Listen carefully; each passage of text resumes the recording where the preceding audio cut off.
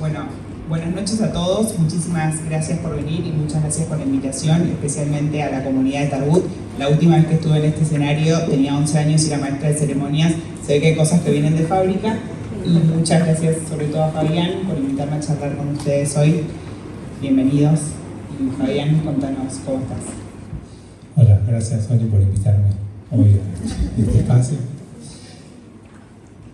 La verdad que es complicado empezar a decir algo porque, por un lado, estoy contento de verlos, estoy contento de haber vuelto, estoy contento de reencontrarme, pero me volví con el alma dañada, dolida. No fue una experiencia sencilla, fácil, es desgarrador. Tengo cosas para contarles que solo las puedo contar ahora, y no mientras estaba allá, por varias razones, pero una de ellas es que está mi mamá acá y no sabe exactamente a dónde fui, por eso no me hubiera dejado ir. Pero le dije que iba un par de días de viaje y ahora que estoy de vuelta le puedo contar esto. ¿Cómo arrancó el viaje? ¿Cómo arrancó el viaje? El viaje empezó 3 o 4 días antes de viajar, cuando recibo la invitación y la propuesta y decido intempestivamente, después de hablar obviamente con la gente de mi comunidad, del Lambrut, y decido ir, ser parte de una misión, que éramos casi 30 rabinos, la mayoría de Estados Unidos, algunos de Canadá, algunos de Inglaterra, de Alemania, México, Brasil y yo. Y tomé la decisión, sacamos un pasaje, a las 2 horas se cancela el vuelo, Air Europa deja de volar a Israel, como la mayoría de las aerolíneas. O sea que a los rabinos también le pasa eso. Sí, lamentablemente sí. Así que llegamos, o sea, tuve que cambiar, volé a Madrid y de ahí el AL. Que siempre llegar a Israel con el AL es una experiencia distinta, única, súper recomiendo, más allá de que cualquier duda que tengan en pasajes y viajes, está Uri ahí presente de Vietur, que los va a ayudar, él sacó mi pasaje. Bueno, así llegué a Israel por el AL desde Madrid, en un viaje interminable, con 7 horas de escala, cansado, con la diferencia horaria. Uno empieza ya sintiendo que necesita una semana para reponerse. Y estuve 2 días y medio. Y estuviste 2 días y medio. Queríamos hacer un comentario acerca de la parashá de la semana antes, ¿no? Sí. Gracias. Yo dije ahorita que antes de empezar quería decir algo de Toldot, que es la parashá de esta semana. La parashá pasada tuvimos la primera jupa, el primer casamiento judío. Entonces tuvo lugar este matrimonio que en nuestra parashá quiere tener hijos. Y que le cuesta mucho, me refiero a Yitzhak y Rivka, los hijos, el hijo de Abraham y Sara, con Rivka. Y después de mucho intentarlo, finalmente queda embarazada Rivka de mellizos. Y ya empiezan a pelearse en el vientre materno. Y cuando nacen y crecen, se siguen peleando. Y se pelean por la primogenitura. Y aquellos que alguna vez estudiaron Torá saben que la primogenitura es la herencia. Y la herencia es la tierra.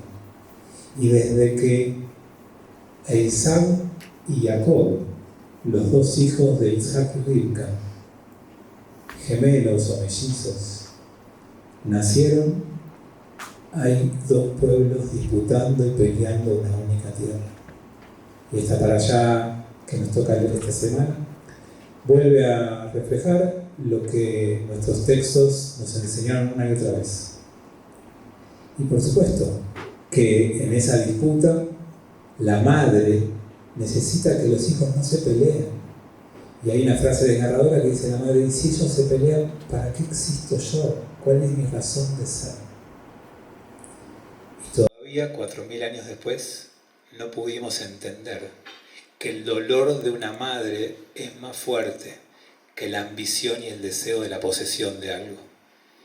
Ojalá que pronto encontremos la inteligencia, la sabiduría, para dejar de pelear por aquello que puede ser compartido de otra manera. Pero es muy sencillo decir y muy complejo de llevar adelante, es muy difícil imaginar en el corto plazo una situación de esta. Pero lo último que estoy dispuesto a perder es la esperanza. Volviendo al tema de la tierra, me imagino, llegaste a Ben Gurión, esa bajadita que seguro muchos conocen también, del aeropuerto, ¿se sentía distinta desde ese momento o fue después? Absolutamente distinta. Lo primero para decirles, después de haber aterrizado muchas veces, es que nunca vi el aeropuerto tan vacío. Nunca. Porque el israelí además es ruidoso. No sé si lo conocen en el perfil. Entonces no solamente que hay muchos, sino que se los escucha. Estaba en silencio el aeropuerto, prácticamente vacío, casi no había nadie a la salida. El israelí suele ser compulsivo con las compras, no sé, tuve una experiencia de compartir un free shop con ellos. No fue el caso, obviamente, está todo muy vacío, muy desértico, y también, algo que voy a contar mañana, pero ya lo adelanto igual, cada vez que llegas a Israel, algo te sorprende. La última vez que llegué y me sorprendió fue encontrar los pósters de los 75 Yom Ha'atzmaut de la historia del pueblo judío. Hay un póster de cada uno de ellos colgado en las paredes, y eso fue lo que más me impactó la última vez que fui. Y esta vez me impactó llegar a Ben Gurión y ver las fotos de los 242 rehenes, prisioneros, secuestrados, desaparecidos, que están hoy en algún lugar de Gaza, retenidos por Hamas, sin ningún tipo de visita humanitaria, ni de la Cruz Roja, ni de ningún tipo de medida internacional para estos casos. Así que esa fue un poco la impresión cuando llegué a Ben Gurión. Un golpe bajo desde el inicio. Me parecía una idea interesante que nos vayas contando el viaje como si fuese el itinerario de cómo sucedió, y si querés después hacemos y después hacemos un doble clic en cuestiones generales, porque me parece que cuando me nombraste cada uno de los lugares que visitaste parecían escenas de películas totalmente distintas. Después del aeropuerto, ¿qué fue lo que siguió? Llegamos al hotel, llegué al hotel, fui solo. Dan panorama a Jerusalén, no sé si uno lo conoce, perfectamente bien ubicado, calle King George, a algunas cuadras de la calle Yafo, céntrico Jerusalén. Cuando veo que en el aeropuerto no hay gente, por supuesto no hay turismo, entonces voy a ir a un hotel y voy a estar solo. Llego al hotel y está lleno de gente, familias y chicos. ¿De qué origen?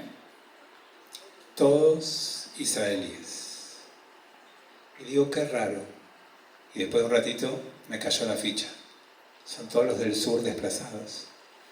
Toda la gente que vive a 7 kilómetros de Gaza, a cuenta del gobierno, y los que viven un poquito más lejos, pero a cuenta propia o de algún donante, están evacuados. Y con el norte pasa exactamente lo mismo. Entonces el centro del país, y especialmente Jerusalén, que es donde menos alertas de misiles hubo o hay, se concentran familias judías desplazadas. Están intentando tener una vida en un hotel, en otra ciudad que no les pertenece, los chicos sin ir al colegio, los adultos sin ir a trabajar. Entonces esa fue la impresión en el hotel al que llegué. Son israelíes desplazados dentro de su misma tierra y en hoteles. Fuerte la imagen. Esa fue la imagen. ¿Qué siguió después de eso? Bueno, dormí 2 horas, y antes del primer programa fui a caminar. Esa fue la mañana del lunes. Caminé por King George, Yafo, llegué a la Ciudad Vieja. Ya Yafo, no sé si tienen la imagen, pasé por Mamila. En todo el recorrido no encontré gente. No había personas. Después me dijeron que era muy temprano en la mañana, pero me sorprendió que no haya habido casi nadie. Y llego a la entrada de Yar Yafo, que entras a la Ciudad Vieja, atravesás a tu derecha. Les voy contando para los que conocen un poco de la zona. Está el Museo de David, donde está a la noche la proyección sobre la pared, no sé si alguno la conoce.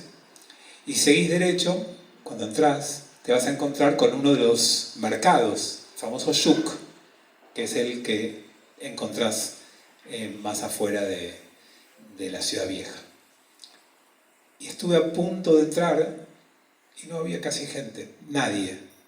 Entonces me dio miedo y decidí volver. Y regresé al hotel y al rato escuché que en esa mañana en la ciudad vieja de Jerusalén apuñalaron a una mujer policía en esa ciudad que unas horas después falleció. No fue donde estaba yo.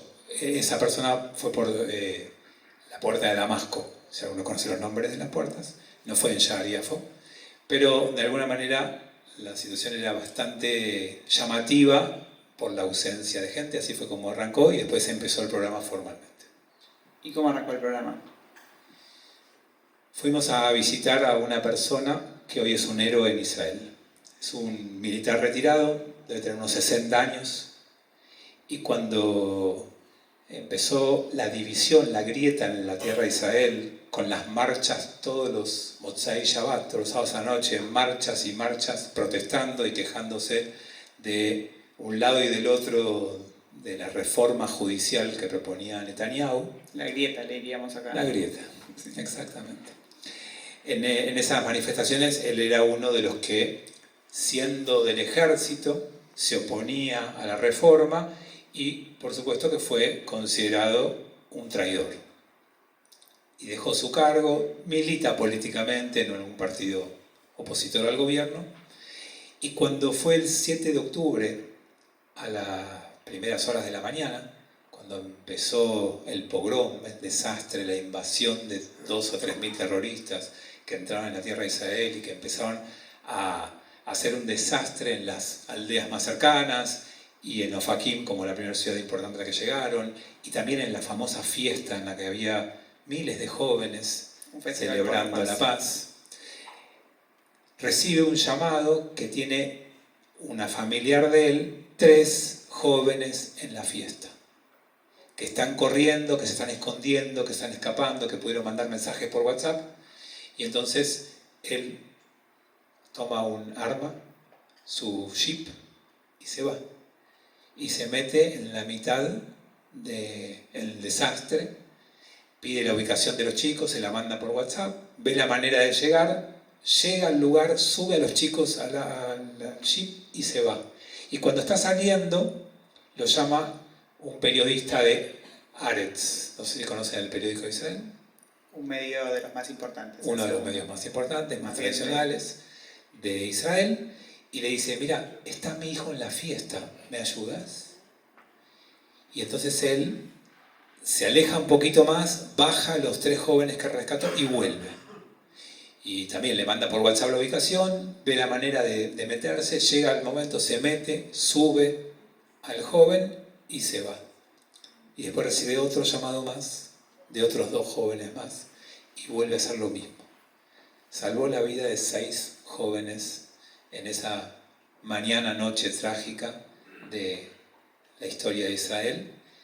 Y hoy es un héroe en Israel por lo que hizo, por un poco inconsciente, un poco entendiendo que cuando una persona necesita ayuda, el israelí se involucra, se mete.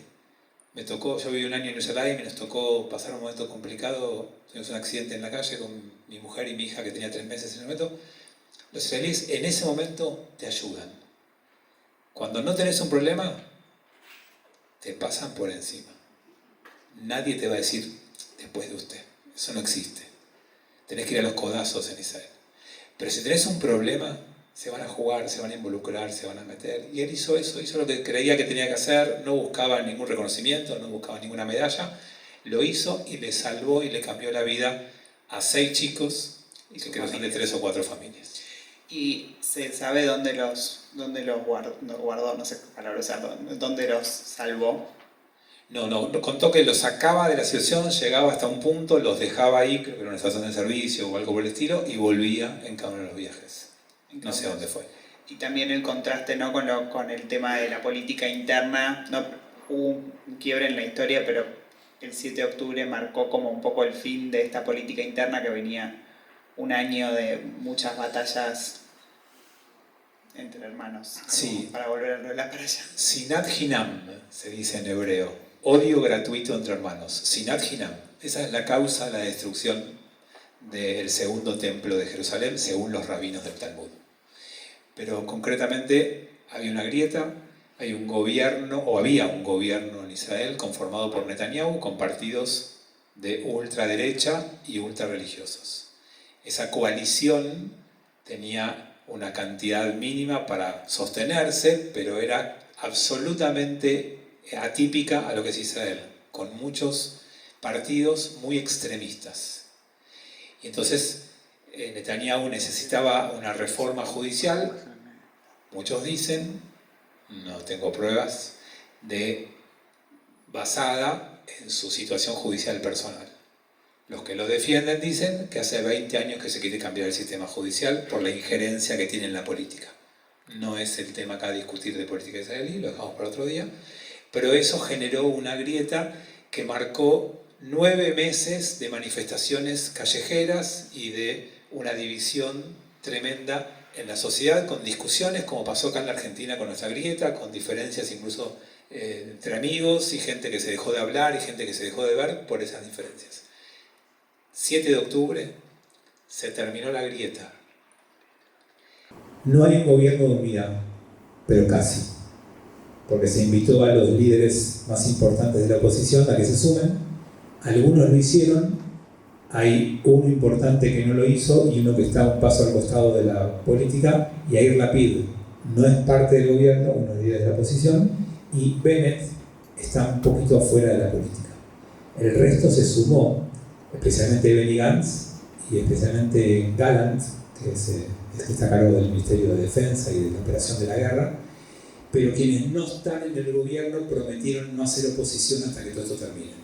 O sea que sí, eso quedó de lado y hoy hay un gobierno de unidad parcial, como decir, una unidad completa, como a veces sí hubo en la tierra de Israel, y lo que hoy básicamente todos se preguntan es qué va a pasar cuando el enemigo externo no nos siga uniendo como nos une ahora. Y es una pregunta que no tiene respuesta. Tampoco urgencia, ¿no? Como que no, ahora hay una situación de guerra. Y creo que esas preguntas son para la paz. Es correcto, pero a mí me preocupa mucho. Volviendo a la figura del general que salvó a los chicos de la fiesta, ¿qué escuchabas en su relato más allá de las practicidades de cómo fue ese día? Lo que escuchaba es una persona que tiene una historia de vida en Israel que está frente a un Israel desconocido. Primero, desconcierto con lo que pasó en lo previo, y ahora tremendamente desconcertado con el presente, porque lo que él transmitía, es algo que traje mucho del viaje, es que hay que reconstruir la confianza de la gente, y eso está muy dañado, y va a llevar mucho tiempo que la gente vuelva a confiar en un Estado protector. Israel es un país que hasta ahora le daba a sus ciudadanos una cuasi certeza. Yo viví en Jerusalén. La gente no cerraba la puerta de la casa con llaves. Y acabo que encerrarse en lugares como Miklatim, se llama en hebreo, como refugios. Es la habitación de refugio que tiene construida cada casa, porque si no lograbas trabar esa puerta, te mataban.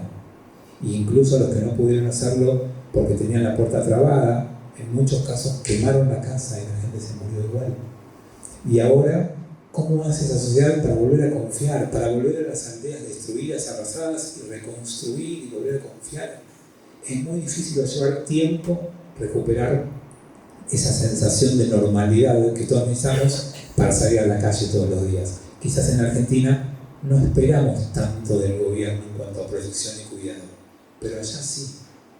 Y la gente confiaba y estaba tranquila. Y una cosa más quiero agregar: el israelí confía ciegamente en su hayalim,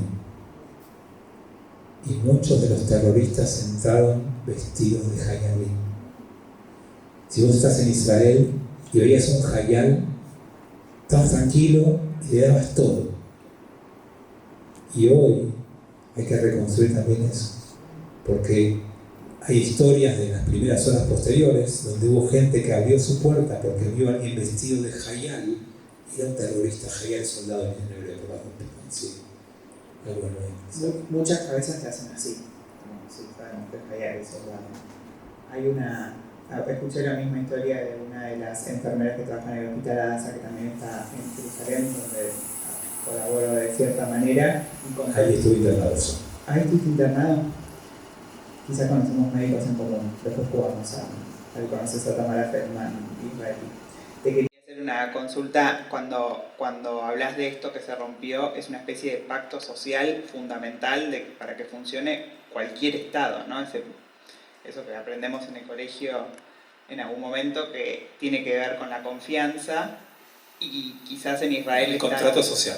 Contrato social, y está dividido, por lo que escucho por todos lados, diferenciado entre la fuerza militar, los hayalim, y la fuerza política. Sí, y ambos contratos hoy en Israel están dañados.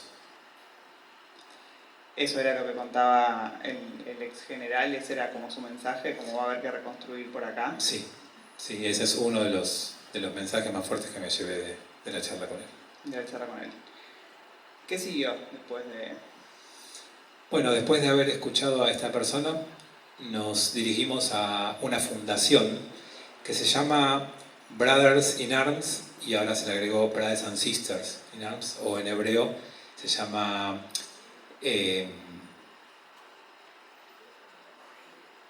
Ahim Laneshek.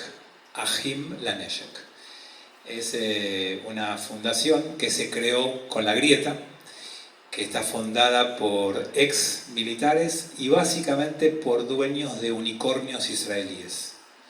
Empresas que valen más de $1.000 millones. Ese es tu otro perfil. Empresas que en Israel deben ser más o menos 70, nosotros creo que tenemos 5 o algo por el estilo, y acá hay 47 millones de habitantes y allá hay 7 millones y medio de judíos, 9 millones y medio de habitantes en Israel.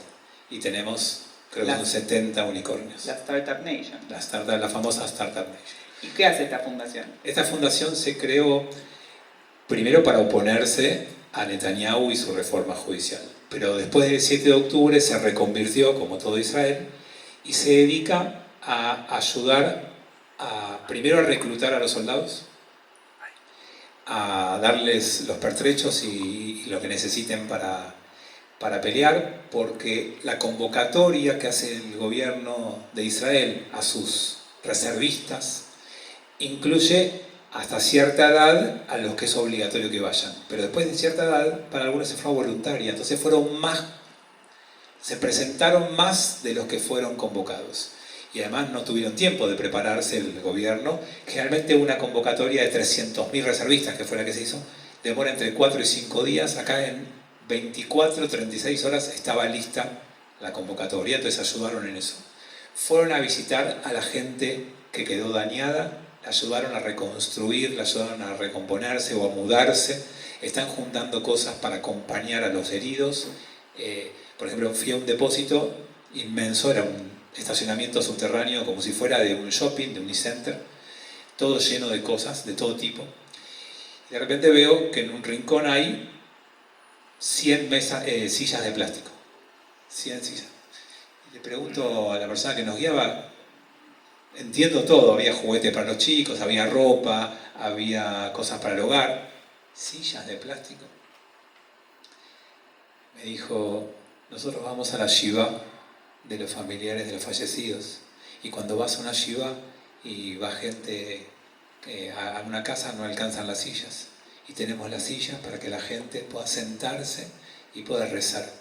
Hubo un caso en las redes sociales, se convocó al funeral de una persona que murió en el pogrom de origen brasilero, que estaba prácticamente sola en Israel y que no tenía minyan.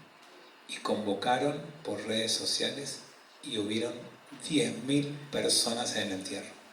10.000 personas fueron a acompañar a esta shiva o este entierro y dar minyan.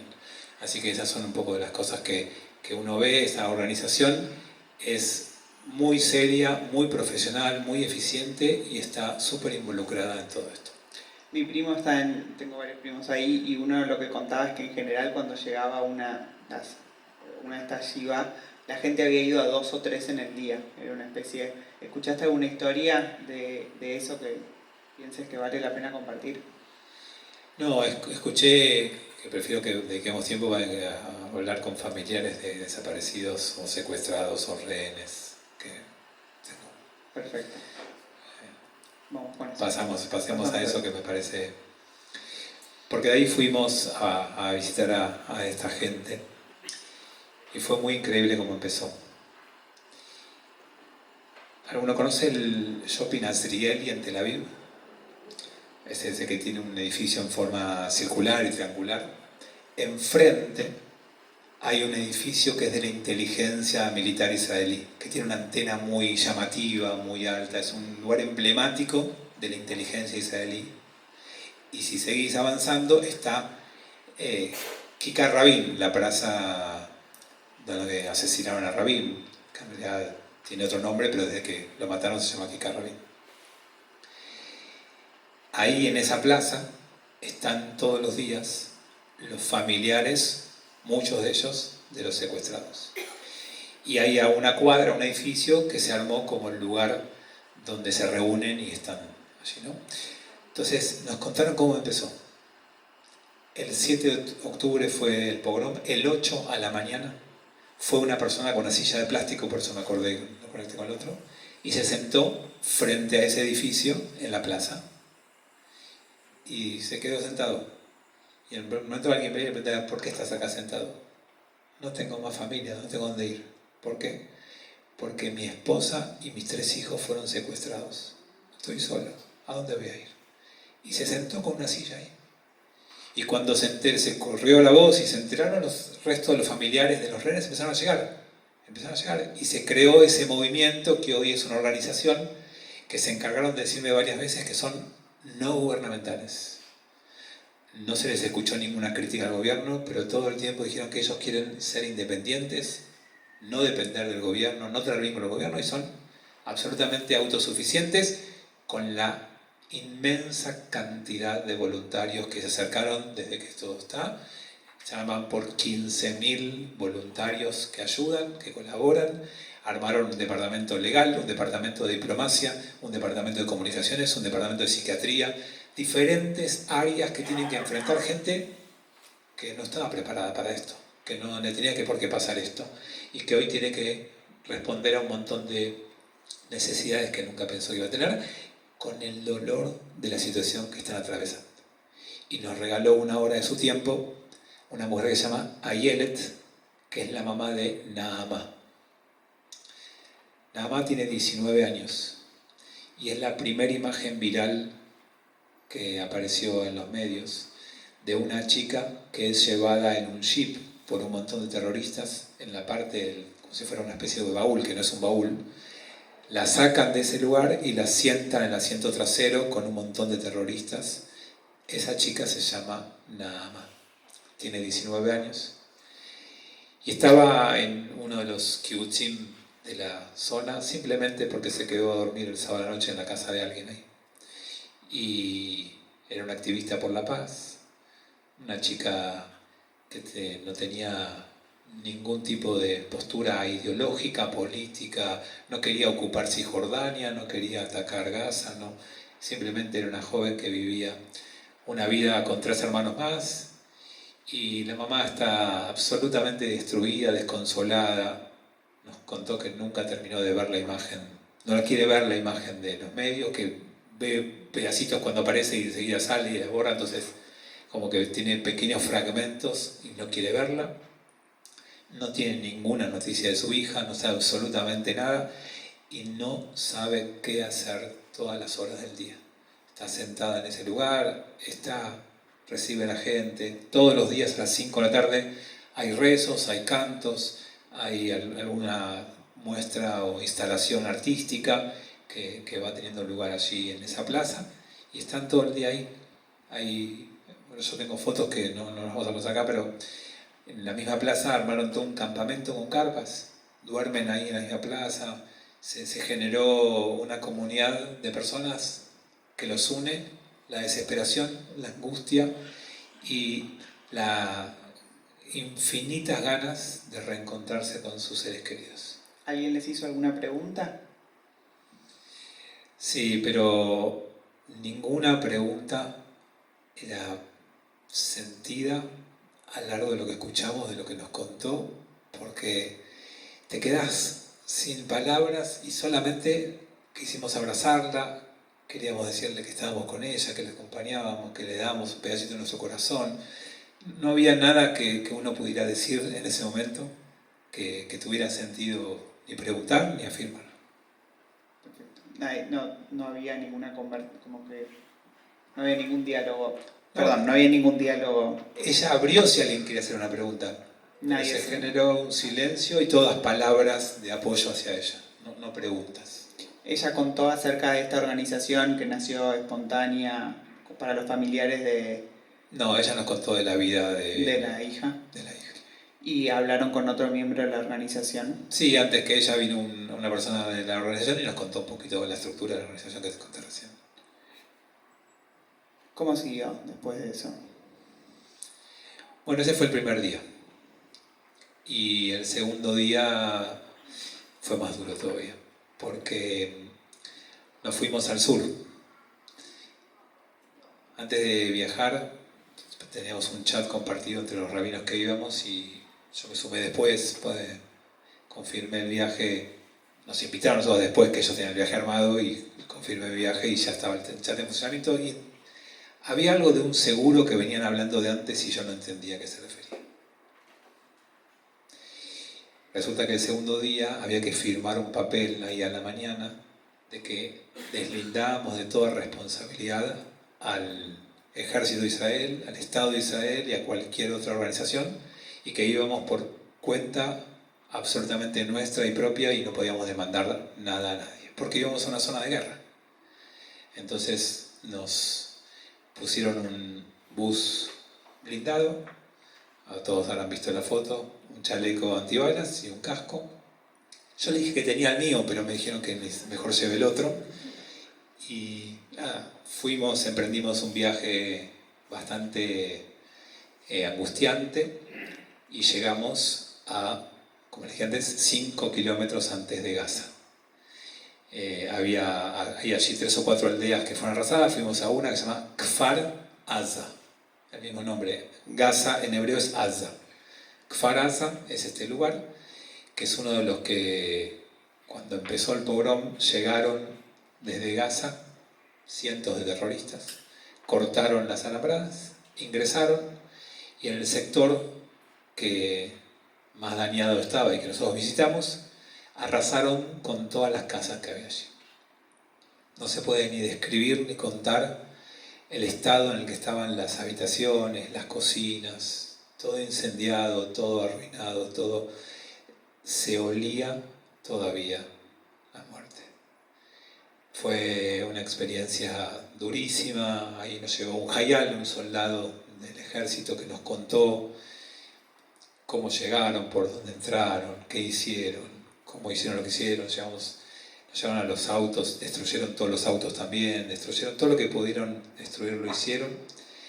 Ese kibutz o aldea tenía 900 personas, fallecieron, mataron, asesinaron a 58 y se llevaron secuestrados a varias decenas. Y en algún momento, después de muchas horas de estar allí en esa situación, llegó el ejército de Israel, terminó de liberar de los terroristas y empezaron a limpiar un poquito la zona y pudieron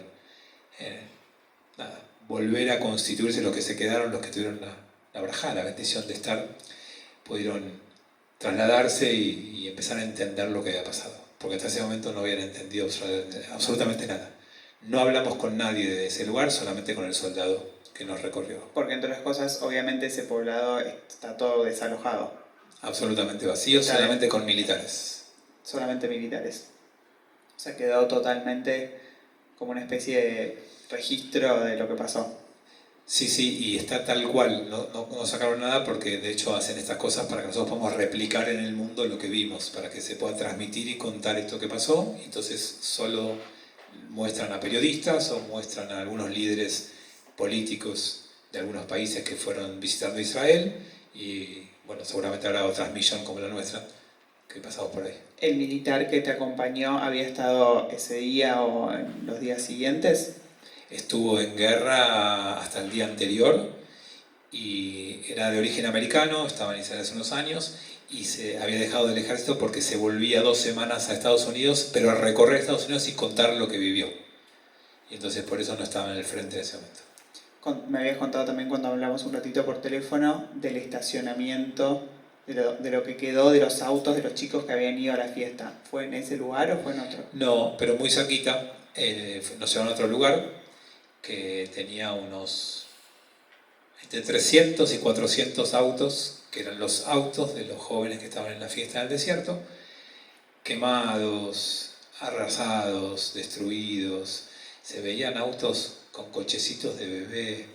Contaron historias muy trágicas de cosas que pasaron en esa fiesta, que fue, bueno, eso es bastante mediático. Me imagino que todos ustedes habrán visto mucho de lo que pasó allí. Quizás la única historia para remarcar es que había una chica que tenía atrofia muscular de nacimiento, una silla de ruedas, que su papá la llevaba a todos los recitales de música que podía porque era lo único que disfrutaba en su vida, era escuchar música, y la mataron así en la silla de ruedas como estaba.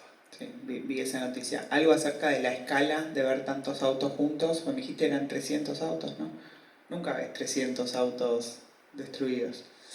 No, de hecho el único videito que me filmé hablando fue ahí entre esos autos, dando como girando alrededor de esos autos, contando un poquito una historia de la Torá, en donde cuenta el texto de Shmot, de Éxodo, que la hija del faraón sale a bañarse y encuentra una cesta, un Moisés, con un bebé adentro, y cuando se acerca, dice, el bebé está llorando, debe ser de los judíos, de los hebreos.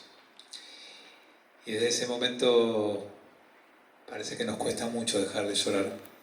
La historia de nuestro pueblo, la historia nuestra, nos obligó un montón de veces a seguir llorando y una y otra vez. Y nosotros somos un pueblo que cuando tuvo el primer hijo, Abraham y Sara, y el primer bebé judío que nace, es llamado Yitzhak, que significa risa, todo lo contrario. Somos un pueblo que quiere recuperar su risa y las circunstancias, las cuestiones, condicionamientos externos y algunos vecinos no nos dejan reír. Yo estoy haciendo una fuerza para no llorar que no sé cómo explicarte, pero me imagino que a todos nos pasó muchos estos días. ¿Qué siguió después? Bueno, el último paso de la visita que yo tuve tiempo de hacer terminó en un centro de identificación de cuerpos. Wow.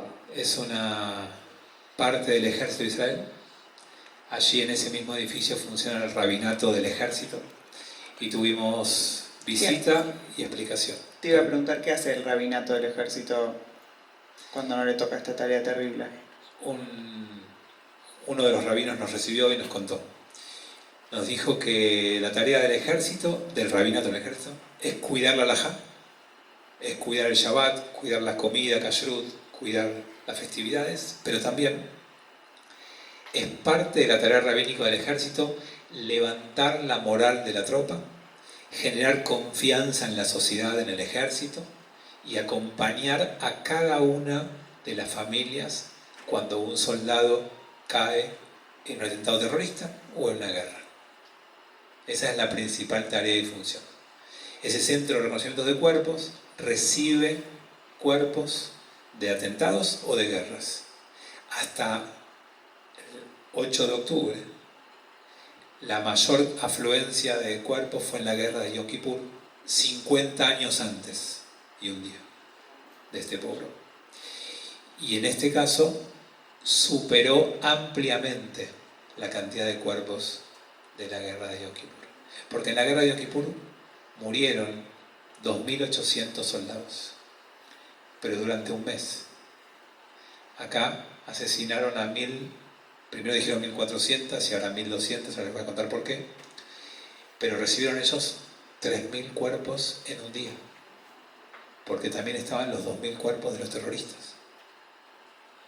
Entonces tuvieron que identificar a cada uno de los cuerpos y no todos estaban en una sola pieza. Y fue una tarea tremenda porque cada vez que identificaban a cada una de las personas tenían que ocuparse de la purificación del cuerpo, del lavado ritual, de la preparación para el entierro, de visitar a la familia, de contarle a la familia y después hacer el ritual. Fue una tarea titánica, desgarradora, tremenda, nos la contaron. Los cuerpos se identifican por 4 o 5 caminos distintos. 2 testigos que vieron morir a la persona y que puedan dar fe es un camino, la dentadura es otro, las huellas digitales es otra, y había ahí adentro un laboratorio de ADN para en 2 horas lograr identificar a la persona, que no se puede haber hecho por ningún paso anterior. Entonces fue una tarea que tuvieron que realizar lo más rápido posible, y les contaba lo de las personas, la cantidad. No hay manera de resolver rápidamente quién es cada uno de los cuerpos que había ahí. Entonces, en la primera diferenciación entendieron que había 1400 ciudadanos israelíes y el resto eran terroristas.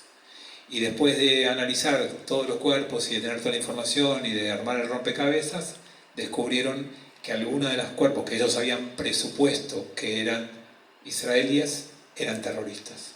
Entonces, por eso el número de repente bajó a 1200. De hecho, mientras yo estaba allá, no hubo nunca un número cerrado de rehenes. O sea, escuchamos diferentes números de todo tipo. Mientras yo estaba allá, se hablaba de 239, después de 240, después de 241, después de 242. Y después dijeron, no, creemos que son 241. No sabían, porque no tienen toda la información por lo difícil de identificar a cada uno, de saber exactamente si fue asesinado o si está secuestrado. Una tarea tecnológica además, ¿no? Porque encima de todo lo que presupone identificar si alguien que está secuestrado o no, es difícil de confirmar si no está, por supuesto, dicho por Hamas. El tema del reconocimiento de los cuerpos es una de las cosas que en los medios lamentablemente más está como puesta en discusión o crítica, sobre todo como que se acusa a Israel de hacer fake news con respecto a lo que pasó, particularmente con las decapitaciones. Algo que te hayan dicho que te haya como que quedado particularmente marcado. Sí, pero no lo puedo ni decir. Es que en Kfar Aza nos mostraron en la cocina un horno donde pusieron un bebé. Sí, es una historia que quienes estemos metidos en la conversación de las redes sociales, conocemos la historia. Yo conocía la historia, pero ver el lugar es más... Es terrible, ¿no? ¿Qué queda después de esto? Difícil. Creo que también tenemos que ir cerrando, así que vamos a aprovechar esa pregunta para empezar a cerrar y trasladarnos a un ámbito de rezo, de canto, de fogón, de luz, de esperanza. Yo tuve que hacer un ejercicio de memoria. Tuve que intentar acordarme el viaje para contarlo, para narrarlo, para transmitirlo, para que ustedes han tenido la posibilidad de estar un poco conmigo allá y juntos estemos allá acompañando a los que lo necesitan. Y la memoria no es algo científico, fidedigno, es compleja la memoria. Y seguramente les conté una construcción que hice yo de lo que viví, de lo que me llevé. Y mientras volvía en el avión y pensaba en el ejercicio de mi memoria, de tratar de acordarme la mayor cantidad de detalles posibles y conversaciones posibles y caras posibles y todo lo que viví, mientras trataba de acordarme y de pensar y de fortalecer mi memoria, se me apareció una imagen en el avión y pensaba, mientras yo tengo que fortalecer mi memoria, hay hoy cientos o miles de israelíes que tienen que olvidar, que no tienen que recordar, que les haría bien dejar que algunas cosas se vayan de su memoria, porque necesitamos volver a empezar. Quizás la imagen bíblica más fuerte que tengo es la de la salida de Noé o de Noaj del arca. Todo destruido y tenés que volver a construir, tenés que volver a empezar. Y no es una situación fácil ni sencilla. Pero si hay algo que me llevé también del viaje, es que somos un pueblo maravilloso. Tenemos una resiliencia, tenemos una fuerza, tenemos una bondad, una generosidad. Israel está movilizado para donar, para dar, para ayudar. Cualquier cosa que se pide, hay un montón de gente de más dispuesta a hacerlo. Están todos pendientes de lo que haga falta. Es una sociedad que tiene resiliencia. Cada una de las charlas que estuve, con la gente que hablé, con todos decían, estamos en un mal momento, pero vamos a ganar esta batalla. Ahora estamos mal, pero vamos a estar bien. No tenemos alternativa. Vamos a superar esto. Esto va a quedar en el olvido. Esto va a quedar atrás. Nadie dijo nada diferente a eso. Nadie sabe cómo va a ser esa hoja de ruta. Nadie sabe cuál es el recorrido. Nadie sabe por qué autopista o por qué sendero. Si va a ser más rápido o más lento. Pero el destino, están todos de acuerdo. Y nosotros tenemos que ser parte de esa visión. Y tenemos que saber que tenemos que fortalecernos nosotros como comunidad y nuestra solidaridad y nuestra generosidad para apoyar, para estar, para compartir y para lograr que esto que decimos todo el tiempo y que para nosotros es casi como el Shema Israel, tenemos que lograr que la frase sea realidad.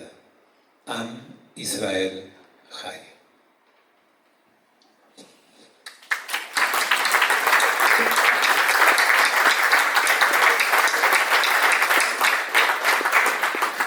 No quise que se vayan tristes, solo quiero que repliquen el mensaje, que cuenten, que expliquen, que traten de que la gente que no entiende el conflicto se interese por entender, no por censurar o por criticar o por opinar. Que tratemos de que haya más comprensión, más estudio, más... Yo hace un par de semanas hablaba en Lambrot de que había una época de fast food, de comida rápida, ligera. Y eso, en algún momento dijimos, eso es dañino para la salud, no está bien. Y empezó el slow food. Hay que comer más tranquilo, cocinar con más cuidado. Bueno, estamos en la época del fast information. TikTok, 10 segundos, ya entendiste el mundo. No es tan fácil. Hay que leer, hay que escuchar, hay que entender, hay que dialogar, hay que comprender.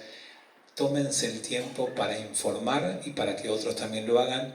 Y eso va a ser la mejor arma, el mejor remedio, la mejor forma de combatir al antisemitismo y al odio entre la gente.